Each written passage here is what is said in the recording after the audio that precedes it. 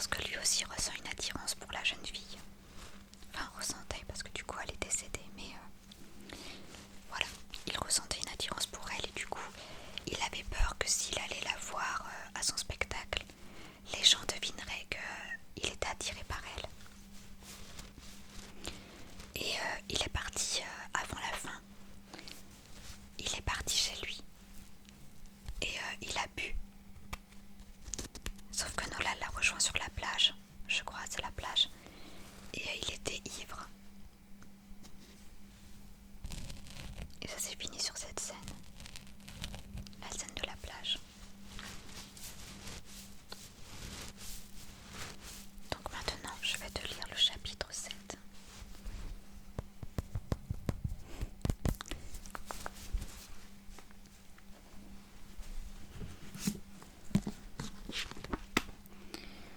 Alors, faut que je le trouve. Je sais pas où c'était. Ça je l'ai lu.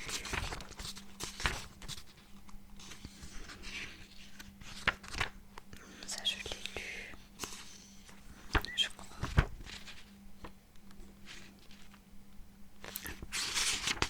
On en est là. Chapitre 25. À propos de Nola.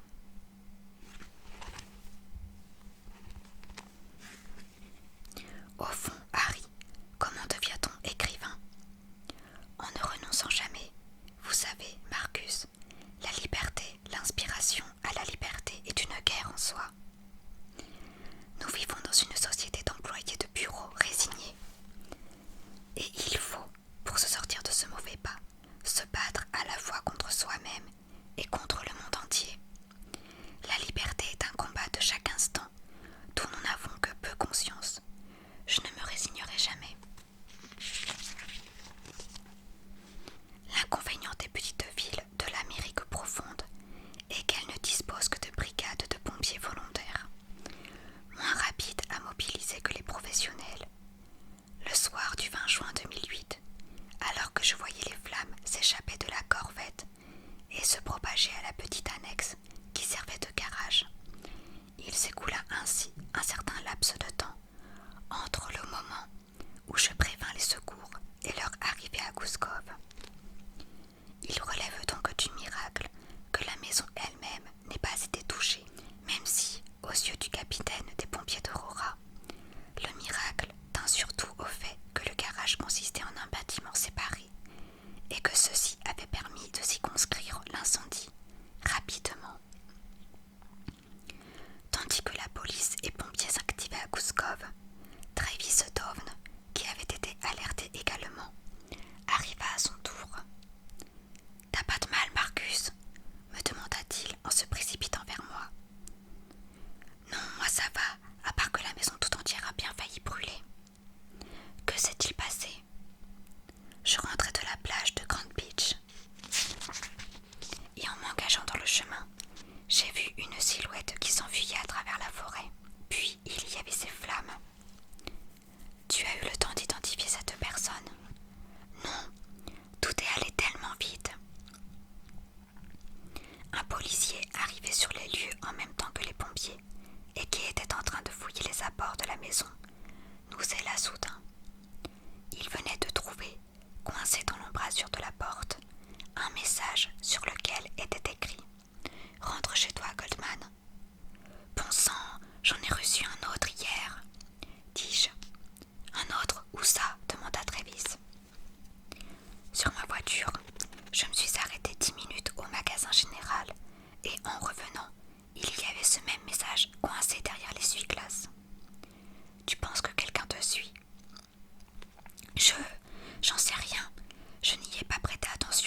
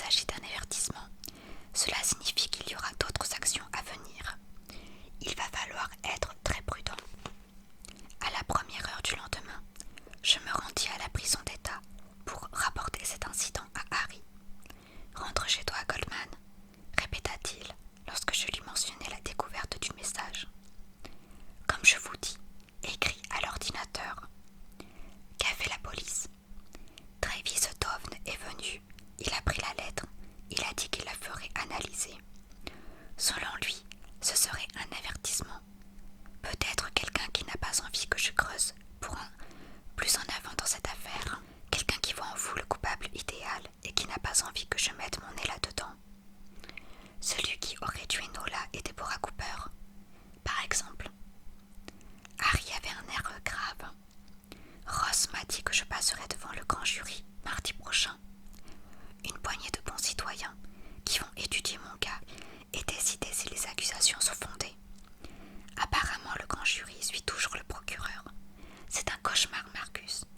Chaque jour qui passe, j'ai l'impression de m'enfoncer davantage, de perdre pied. D'abord, on m'arrête et je me dis que c'est une erreur, l'affaire de quelques heures, et puis je me retrouve enfermée ici, jusqu'au procès, qui aura lieu Dieu sait quand, à risquer la peine de mort, la peine capitale, Marcus. J'y pense tout le temps, j'ai peur. Je voyais bien que Harry dépérissait. Il y avait à peine plus d'une semaine qu'il était en prison. Il était évident qu'il ne tiendrait pas sans moi. On va vous tirer de là, Harry. On va découvrir la vérité. Ross est un très bon avocat. Il faut garder confiance. Continuez à me raconter, voulez-vous? Parlez-moi de Nola. Reprenez votre récit. Que s'est-il passé après? Après quoi? Après l'épisode de la plage, lorsque Nola est venue vous trouver ce samedi. Après le spectacle du lycée, et qu'elle vous a dit que vous ne deviez pas vous sentir seule. Tout en parlant, j'installai mon enregistreur sur la table et l'enclenchai. Harry esquissa un sourire. Vous êtes un type bien, Marcus, parce que c'est ça l'important. Nola qui vient sur la plage et qui me dit de ne pas me sentir seule, qu'elle est là pour moi. Au fond, j'avais toujours été un type assez solitaire, et voilà que c'était soudain différent. Avec Nola, je me sentais comme faisant partie d'un tout, d'une entité que nous formions ensemble. Lorsqu'elle n'était pas à mes côtés, il y avait un vide en moi, une sensation de manque que je n'avais jamais ressentie jusqu'alors. Comme si, à présent qu'elle était entrée dans ma vie, mon monde ne pouvait plus tourner correctement sans elle. Je savais que mon bonheur passait par elle, mais j'étais également conscient que, elle et moi, ça allait être terriblement compliqué. Ma première réaction fut d'ailleurs de refouler mes sentiments. C'était une histoire impossible. Ce samedi-là, nous sommes restés un moment sur la plage. Puis je lui ai dit qu'il était tard, qu'elle devrait rentrer chez elle avant que ses parents ne s'inquiètent. Et elle a obéi. Elle est partie. Elle a longé la plage et je l'ai regardée s'éloigner, en espérant qu'elle se retourne, juste une fois, pour me faire un petit signe de la main. N-O-L-A. Il fallait pourtant absolument que je me la sorte de la tête. Alors, durant toute la semaine qui suivit, je m'efforçais de me rapprocher de Jenny pour oublier Nola. Cette Jenny qui est devenue l'actuelle patronne du Clarks. Attendez, vous voulez dire que la Jenny dont vous me parlez, la serveuse du Clarks, celle de 1975, c'est Jenny Down, la femme de Travis, celle qui tient le Clarks aujourd'hui.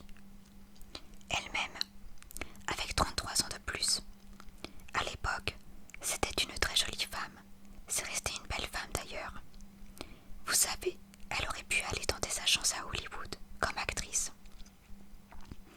Elle en parlait souvent, quitter Aurora et partie vivre la grande vie en Californie.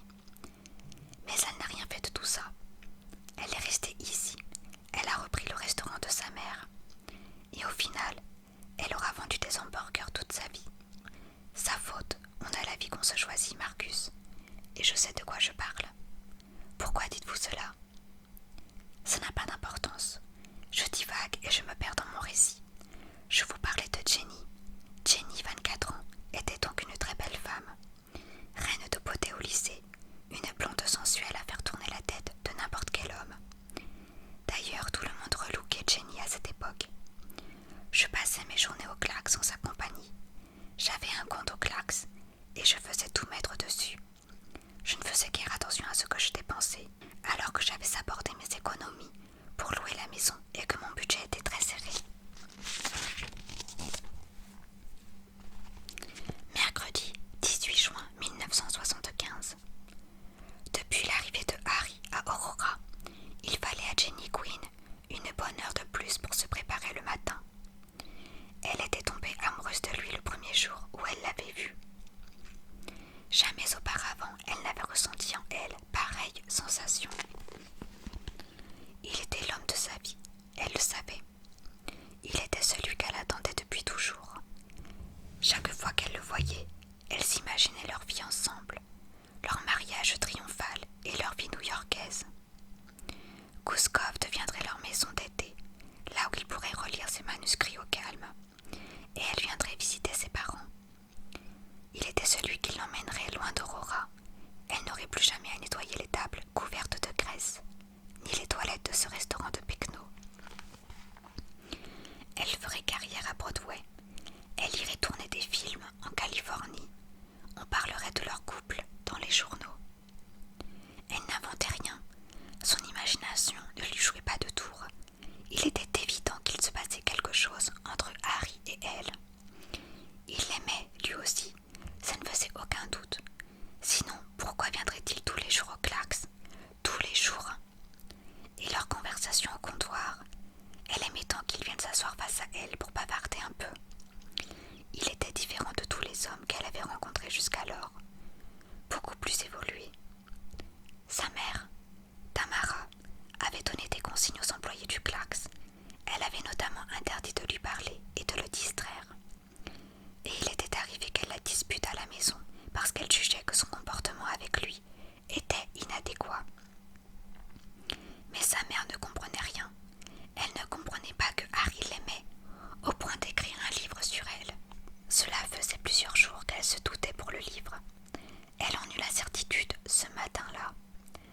Harry arriva au Clarks à l'aube, vers les 6h30, peu après l'ouverture. Il était rare qu'il vienne si tôt. En principe, seuls les routiers ou les commis voyageurs venaient à cette heure. À peine installé à sa table habituelle, il se mit à écrire, frénétiquement, presque couché sur sa feuille, comme par crainte que l'on puisse voir ses mots. Parfois, il s'arrêtait et il la regardait longuement. Elle faisait semblant de ne rien remarquer, mais elle savait qu'il la dévorait des yeux. D'abord, elle n'avait pas saisi la raison de ses regards insistants. C'est peu avant midi qu'elle comprit qu'il était en train d'écrire un livre sur elle. Oui, elle, Jenny Gwynne, était le sujet central du nouveau chef-d'œuvre de Harry Kéber. Voilà pourquoi il ne voulait pas que l'on puisse voir ses feuillets. Aussitôt qu'elle le réalisa, elle sentit une immense excitation l'envahir. Elle saisit l'occasion de l'heure du déjeuner pour lui apporter le menu et bavarder un peu. Il avait passé la matinée à écrire les 4 lettres de son prénom, Nola. Il avait son image en tête. Son visage envahissait ses pensées. Parfois, il fermait les yeux pour se la représenter. Puis, comme pour essayer de se soigner, il s'efforçait de regarder Jenny, dans l'espoir de tout oublier d'elle. Jenny était une très belle femme. Pourquoi ne pourrait-il pas l'aimer? Lorsque peu avant midi, il vit Jenny venir vers lui avec le menu et du café, il recouvrit sa page d'une feuille blanche, comme il faisait à chaque fois que quelqu'un approchait. « Il est l'heure de manger quelque chose, Harry, » ordonna-t-elle d'un ton trop maternel. « Vous n'avez rien avalé de toute la journée, hormis un bon litre et demi de café. Vous allez avoir des aigreurs d'estomac si vous restez le ventre vide. » Il se força à sourire poliment et à entamer un brin de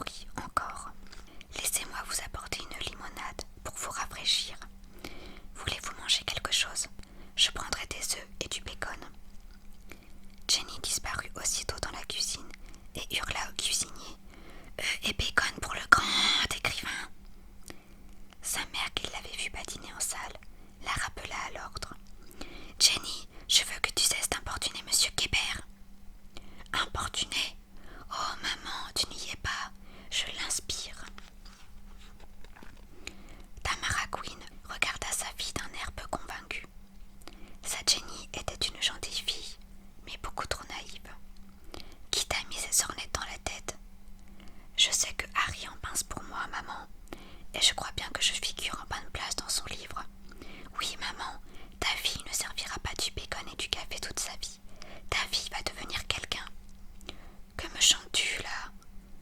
Jenny exagéra un peu pour que sa mère comprenne bien. Harry et moi, bientôt, ce sera officiel. Et triomphante, elle eut un petit rictus narquois et s'en retourna en salle, avec une démarche de première dame. Tamara Quinn ne put réprimer un sourire de contentement. Si sa fille parvenait à mettre le grappin sur Kébert, on parlerait du Clarks à travers tout le pays. Qui sait, le mariage pourrait même avoir lieu ici. Elle trouverait les mots pour convaincre Harry. Quartier bouclé, de grandes tentes blanches sur la rue, invités triés sur le volet. La moitié du gratin new-yorkais, des journalistes par dizaines pour couvrir l'événement, et le crépitement des flashs à n'en plus finir. Il était l'homme providentiel. Ce jour-là, Harry quitta le Clarks à 16h, de façon précipitée, comme s'il s'était laissé surprendre par l'horloge. Il s'engouffra dans sa voiture parquée devant l'établissement et démarra rapidement. Il ne voulait pas être en retard. Il ne voulait pas la rater. Peu après son départ, un véhicule de la police d'Aurora se gara dans la place qu'il avait laissée libre. L'officier de police, Travis Stone, scruta discrètement l'intérieur du restaurant, en se cramponnant nerveusement à son volant. Jugeant qu'il y avait encore trop de monde à l'intérieur, il n'osa pas entrer. Il en profita pour répéter la phrase qu'il avait préparée. Une seule phrase. Il pouvait le faire. Il ne devait pas être si timide. Une misérable phrase, à peine plus de 10 mots. Il se regarda dans le rétroviseur et il déclama à lui-même. « Bonjour, Benny. Je me disais qu'on pourrait aller au cinéma samedi. » Il pesta. Ce n'était pas la phrase. Une seule phrase de rien du tout. Il n'arrivait pas à s'en souvenir. Il déplia un morceau de papier et relut les mots qu'il avait écrits. « Bonjour, Jenny. Je me disais que si tu étais libre, on pourrait aller au cinéma à Montbury, samedi soir. » Ce n'était pourtant pas difficile. Il devait entrer dans le Clarks, sourire, s'installer au comptoir et demander un café. Pendant qu'elle remplirait sa tasse, il devrait dire la phrase. Il remit ses cheveux en place et fit semblant de parler dans le micro de sa radio de bord pour paraître occupé si quelqu'un le voyait. Il attendit 10 minutes. 4 clients quittèrent ensemble le Clarks. La voie était libre. Son cœur battait fort. Il le sentait retentir dans sa poitrine, dans ses mains, dans sa tête. Même les bouts de ses doigts semblaient réagir à chacune de ses pulsations. Il sortit de sa voiture, serrant dans son poing son morceau de papier. Il l'aimait. Depuis le lycée, il l'aimait. Elle était la plus merveilleuse femme qu'il ait jamais connue. C'était pour elle qu'il était resté à Aurora. À l'académie de police, on avait relevé ses aptitudes. On lui avait suggéré de viser plus haut qu'une police locale. On lui avait parlé de police d'État et même de police fédérale. Un type venu de Washington lui avait dit « Fiston, perds pas ton temps dans un patelin perdu. Le FBI recrute. C'est quand même quelque chose, le FBI. » Le FBI, on lui avait proposé le FBI. Il aurait peut-être même pu demander à rejoindre le très prestigieux Secret Service, chargé de la protection du président et des hautes personnalités du pays. Mais il y avait cette jeune femme qui servait au Clarks, à Aurora.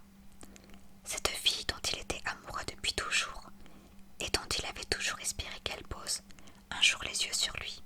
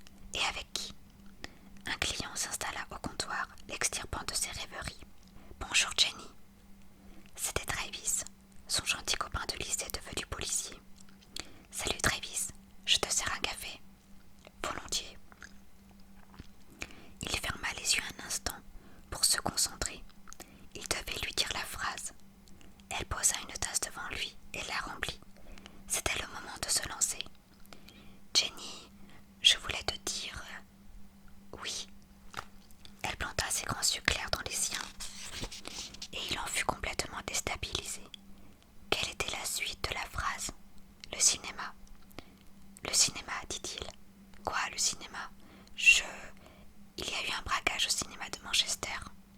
Ah bon, un braquage dans un cinéma? Quelle drôle d'histoire. Au bureau de poste de Manchester, je veux dire. Pourquoi diable parlait-il de ce braquage? Le cinéma, il devait parler du cinéma. À la poste ou au cinéma? Demanda Jenny. Le cinéma, le cinéma, le cinéma, le cinéma, parlait du cinéma. Son cœur allait exploser, il se lança. Jenny, je voulais, je me disais que peut-être, si tu voulais. À cet instant, Tamara appela sa fille depuis les cuisines, et Jenny dut interrompre la récitation. Excuse-moi, Travis, je dois y aller. Maman est d'une humeur de chien ces temps-ci. La jeune femme disparut derrière les portes battantes, sans laisser au jeune policier le temps de finir sa phrase. Il soupira et murmura.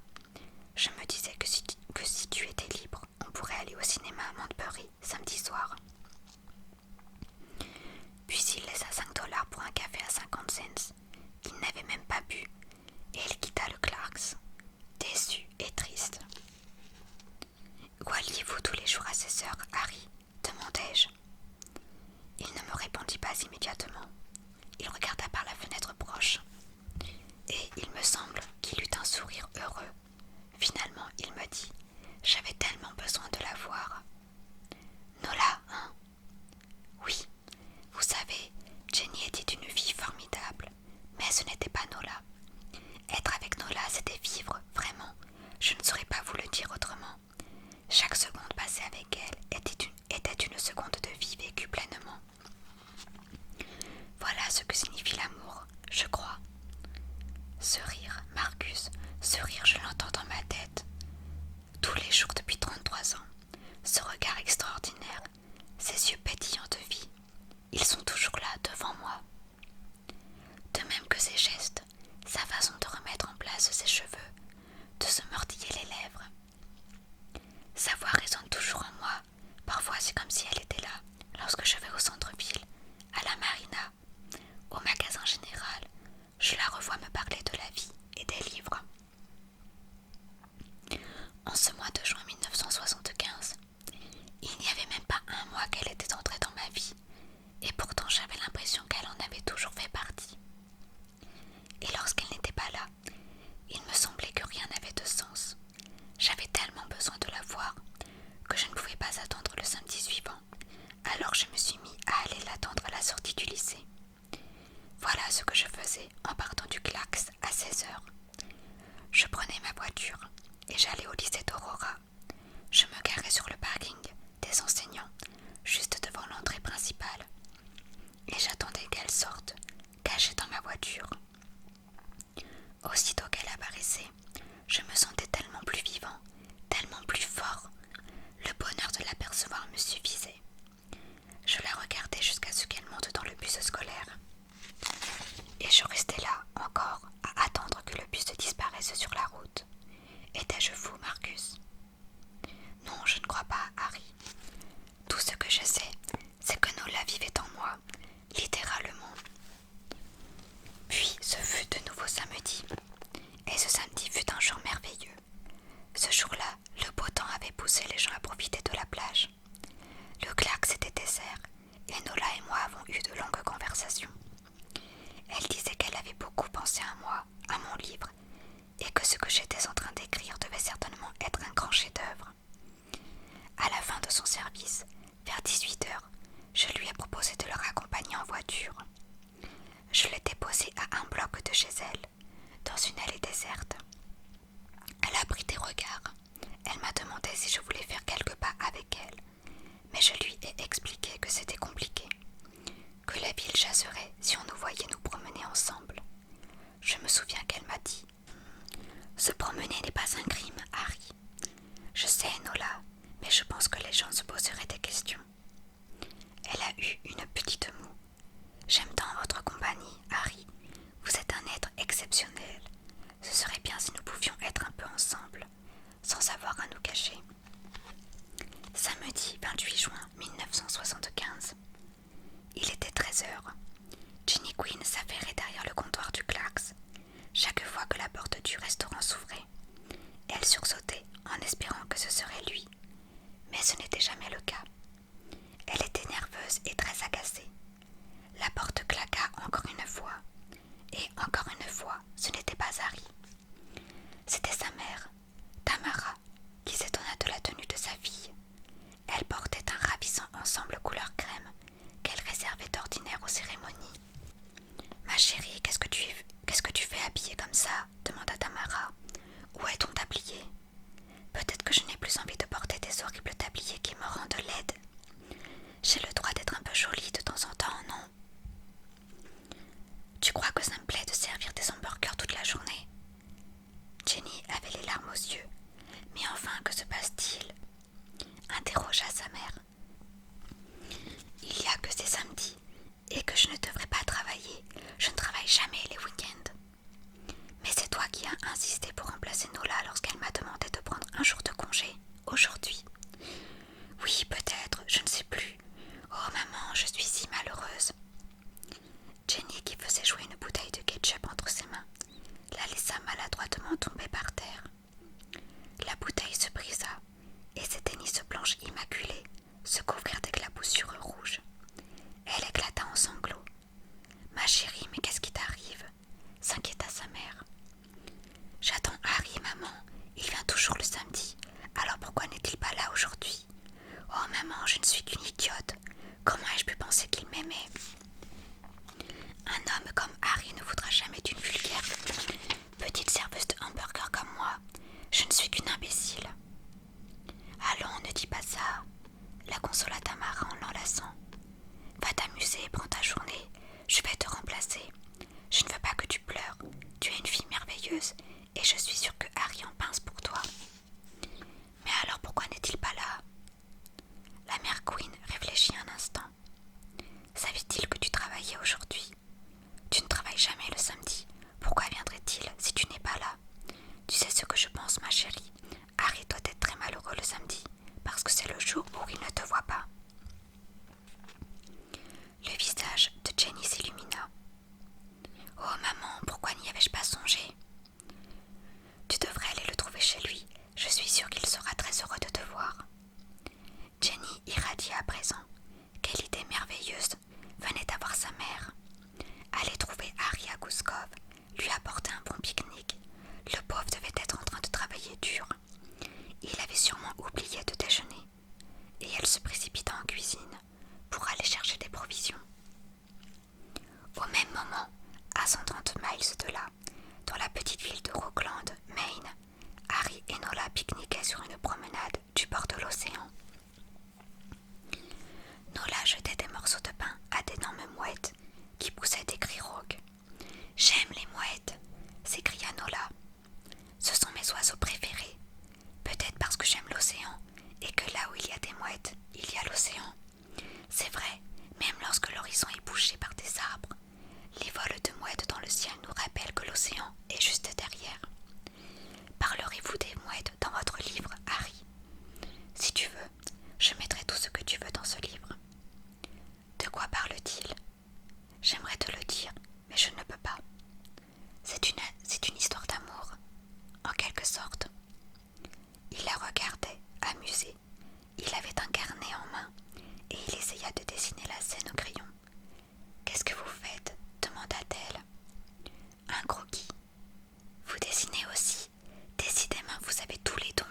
Montrez-moi, je veux voir. » Elle s'approcha et s'enthousiasma à la vue du dessin. « C'est si beau, Harry. Vous avez tellement de talent. » Dans un élan de tendresse, elle se blottit contre lui.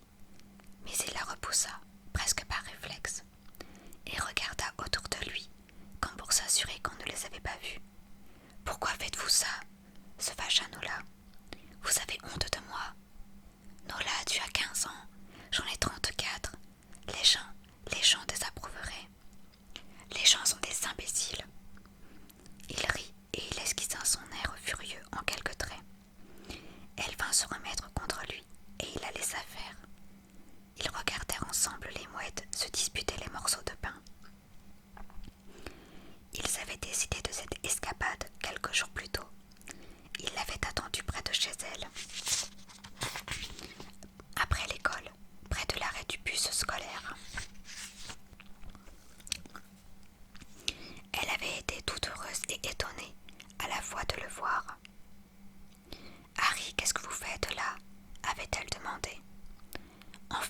sais rien, mais j'avais envie de te voir, Tu sais, Nola, j'ai repensé à ton idée. Être rien que tous les deux. Oui, je me suis dit qu'on pourrait partir ce week-end, pas loin, à Rockland par exemple, là où personne ne nous connaît, pour nous sentir plus libres, si tu en as envie bien sûr. Oh Harry, ce serait formidable, mais il faudrait que ce soit samedi. Je ne peux pas manquer l'office du dimanche. Alors ce sera samedi. Peux-tu t'arranger pour être libre? Bien sûr, je prendrai congé auprès de Madame Queen, et je saurai quoi dire à mes parents. Ne vous inquiétez pas. Elle saurait quoi dire à ses parents. Lorsqu'elle avait prononcé ces mots, il se demandait ce qui lui prenait de vouloir s'amouracher d'une adolescente. Et sur cette plage de Rockland, il songea à eux. À quoi pensez-vous, Harry? Demanda Nola, toujours blottie contre lui. À ce que nous sommes en train de faire. Qu'y a-t-il de mal à ce que nous sommes en train de faire? Tu le sais très bien. Ou peut-être pas. Qu'as-tu dit à tes parents? Ils pensent que je suis avec mon amie, Nancy Hathaway, et que nous sommes partis très tôt ce matin pour aller passer une longue journée sur le bateau du père de Teddy Babes, son petit copain. Et où est Nancy? Sur le bateau, avec Teddy, seule. Elle a dit que j'étais avec elle pour que les parents de Teddy les laissent aller naviguer seuls. Donc sa mère la croit avec toi, la tienne avec Nancy, et donc si elles se téléphonent, elles confirmeront. Absolument, c'est un plan infaillible. Je dois être rentrée pour 20h. Aurons-nous le temps de danser? J'ai tellement envie que nous dansions ensemble. Il était 15h lorsque Jenny arriva à Goose Cove. En garant sa voiture devant la maison, elle constata que la Chevrolet noire n'était pas là. Harry était probablement sorti. Elle sonna à la porte malgré tout. Comme elle s'y attendait, il n'y eut pas de réponse. Elle fit le tour pour aller vérifier s'il n'était pas sur la terrasse, mais il n'y avait personne non plus. Elle décida finalement d'entrer. Sans doute Harry était-il parti s'aérer l'esprit. Il travaillait beaucoup ces derniers temps.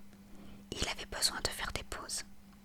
Il serait certainement très heureux de trouver un bel encas sur la table à son retour. Des sandwichs à la viande, des œufs, du fromage, des crudités à tremper dans une sauce aux herbes, dont elle avait le secret. Une part de tarte et quelques fruits bien juteux. Jenny n'avait encore jamais vu l'intérieur de la maison de Goose Cove. Elle trouva que tout était magnifique. L'endroit était vaste, décoré avec goût. Il y avait des poutres apparentes au plafond, de grandes bibliothèques contre les murs, des parquets en bois laqué et de larges baies vitrées, qui offraient une vue imprenable sur l'océan. Elle ne put s'empêcher de s'imaginer vivant ici, avec Harry. Les petits déjeuners d'été sur la terrasse, les hivers bien au chaud, où il se calfeutrerait près de la cheminée du salon, pour qu'il lui lise des passages de son nouveau roman. Pourquoi vouloir New York? Même ici, ensemble, ils seraient tellement heureux. Ils n'auraient besoin de rien d'autre que d'eux-mêmes. Elle installa son repas sur la table de la salle à manger, disposa de la vaisselle qu'elle trouva dans un placard, puis, lorsqu'elle eut terminé, elle s'assit dans un fauteuil et attendit, pour lui faire une surprise. Elle patienta 1 heure. Que pouvait-il bien faire? Comme elle s'ennuyait, elle décida de visiter le reste de la maison. La première pièce dans laquelle elle entra fut le bureau du rez-de-chaussée. L'endroit était plutôt exigu, mais bien aménagé, avec une armoire, un secrétaire en ébène, une bibliothèque murale et un large pupitre en bois, jonché de feuillets et de stylos. C'était là que Harry travaillait. Elle s'approcha du pupitre, juste comme ça, pour y jeter un œil. Elle ne voulait pas violer son œuvre, elle ne voulait pas trahir sa confiance, elle voulait simplement voir ce qu'il écrivait sur elle à longueur de journée. Et puis, personne n'en saurait jamais rien. Convaincue de son bon droit, elle prit le premier feuillet sur le dessus de la pile, et elle lut, le cœur battant. Les premières lignes étaient barrées et tracées de feutre noir, au point qu'elle ne pouvait rien y lire. Mais ensuite, elle lut distinctement. Je ne vais au Clarks que pour la voir. Je ne vais là-bas que pour être j'ai toujours rêvé. Je suis habitée, je suis hantée, je n'ai pas le droit. Je ne devrais pas aller là-bas. Je ne devrais même pas rester dans cette ville de malheur. Je devrais partir, m'enfuir, ne jamais revenir. Je n'ai pas le droit de l'aimer. C'est interdit. Suis-je fou? Rayonnante de bonheur, Jenny se mit à embrasser la feuille et la serra contre elle. Puis elle esquissa un pas de danse et s'écria à haute voix. Harry, mon amour, vous n'êtes pas fou. Moi aussi je vous aime, et vous avez tous les droits du monde sur moi. Ne fuyez pas, mon chéri, je vous aime tant. Excitée par sa découverte, elle s'empressa de reposer le feuillet sur le pupitre, craignant d'être surprise, et retourna aussitôt au salon.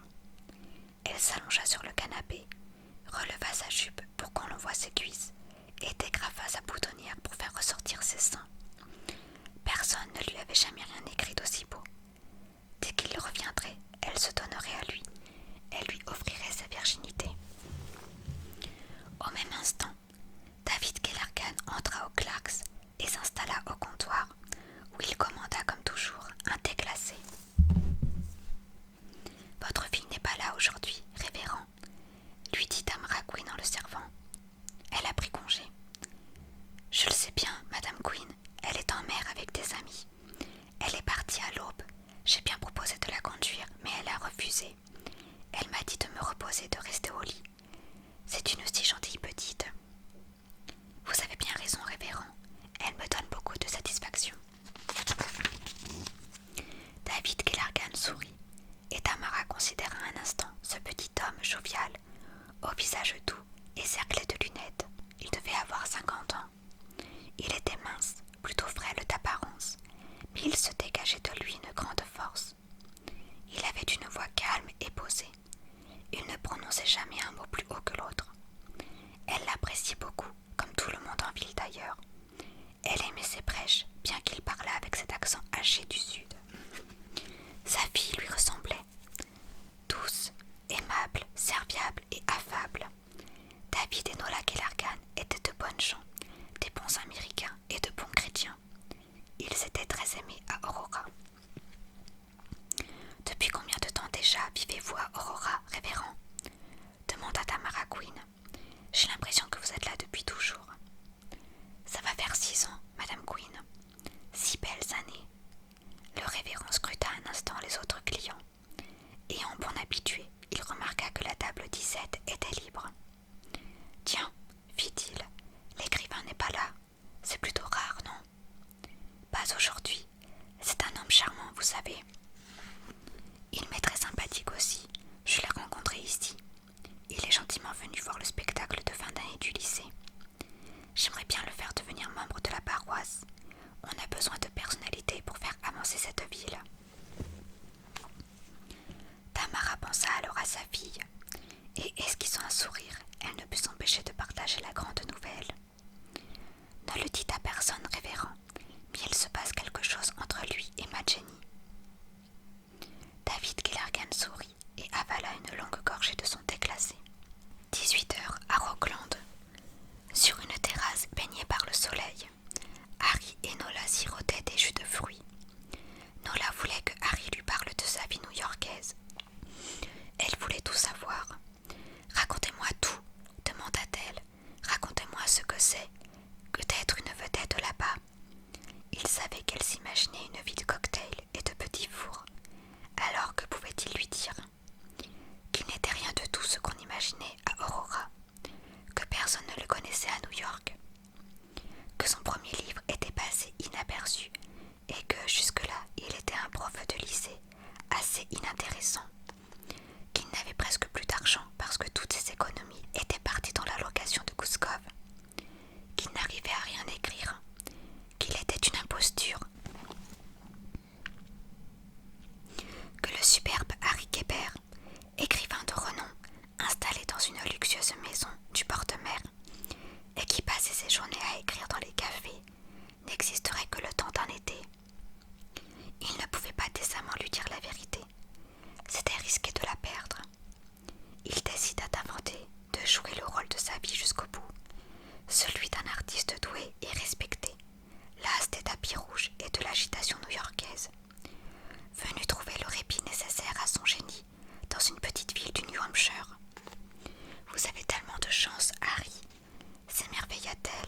entendant son récit. Quelle vie excitante vous menez. Parfois, j'aimerais m'envoler et partir loin d'ici, loin d'Aurora. Vous savez, j'étouffe ici. Mes parents sont des gens difficiles. Mon père est un brave homme, mais c'est un homme d'église. Il a des idées bien à lui. Ma mère, elle, est une femme si dure avec moi. On dirait qu'elle n'a jamais été jeune. Et puis le temple, tous les dimanches matins, ça me barbe. Je ne sais pas si je crois en Dieu. Est-ce que vous croyez en Dieu, Harry? Si vous y croyez, alors j'y croirai. Moi aussi. Je ne sais pas, Nola. Je ne sais plus. Ma mère dit qu'on est obligé de croire en Dieu.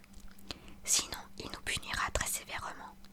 Des fois, je me dis que, dans le fond, il vaut mieux filer droit.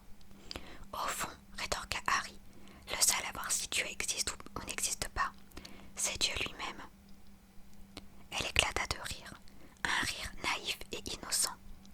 Elle lui prit la main avec tendresse et elle demanda « Est-ce qu'on a le droit de ne pas aimer sa mère ?» Je pense. L'amour n'est pas une obligation.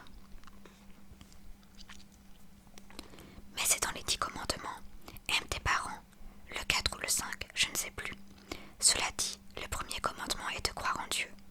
Alors si je ne crois pas en Dieu, je ne suis pas obligée d'aimer ma mère, non. Ma mère est sévère. Parfois, elle m'enferme dans ma chambre. Elle dit que je suis dévergondée. Je ne suis pas une dévergondée. J'aimerais juste être libre. J'aimerais avoir le droit de rêver un peu. Mon Dieu, il est déjà 18 heures. J'aimerais que le temps s'arrête. Il faut rentrer. Nous n'avons même pas eu le temps de danser. Nous danserons, Nola. Nous danserons. Nous avons toute la vie pour danser. À 20 heures, Jenny se réveilla en sursaut. À force d'attendre sur le canapé, elle s'était assoupie. Le soleil déclinait à présent. C'était le soir. Elle était vautrée sur le divan, un filet de bave au coin de la bouche, la laine lourde. Elle remonta sa culotte, rangea ses seins, s'empressa de remballer son pique-nique et elle s'enfuit de la maison de Gouskov, honteuse. Quelques minutes plus tard, ils arrivèrent à Aurora. Harry s'arrêta dans une ruelle près de la marina pour que Nola rejoigne son amie Nancy et qu'elles rentrent ensemble. Ils restèrent un moment dans la voiture. La rue était déserte. Le jour tombait. Nola sortit un paquet de son sac. « Qu'est-ce que c'est » demanda Harry. « Ouvrez-le,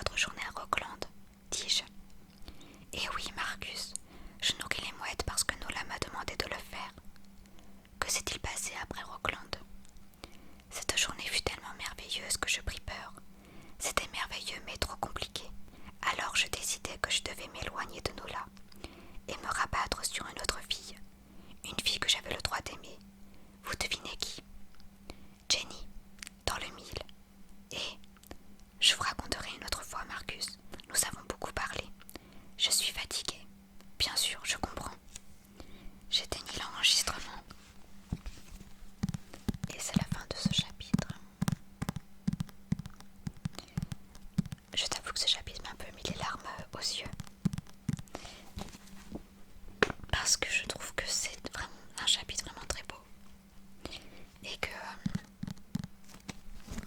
la relation de Nola et de Harry est vraiment très belle, même si elle se finit tragiquement.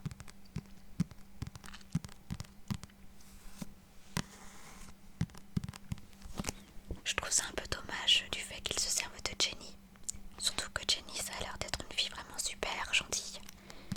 Du coup je trouve ça un peu dégueulasse de se servir d'elle, mais d'un côté je comprends pourquoi il l'a fait. Mais du coup ce chapitre m'a un peu attristée parce que la relation de Harry et de Nola, c'est vraiment dommage comment elle se finit. Le fait que Nola se fasse assassiner, et c'est vraiment dommage parce que je suis sûre qu'ils auraient pu vivre une belle histoire d'amour. Et là tu vas me dire oui mais c'est qu'une